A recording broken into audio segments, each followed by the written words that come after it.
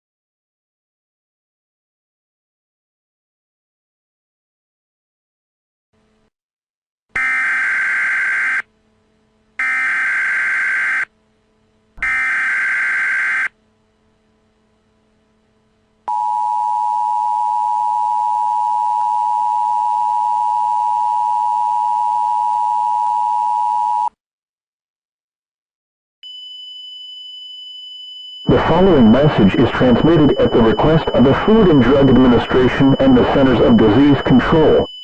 All snacks that were contaminated across New York City from the virus, now called a snack expired or it has been cured from scientists around the New York City metropolitan area, and residents are now able to feel free to buy one of your own snack products again. However, if you or one of your family members or loved ones have been infected by the virus from eating the contaminated snacks, dial 911 immediately and rush yourself or them to the nearest hospital as fast as possible.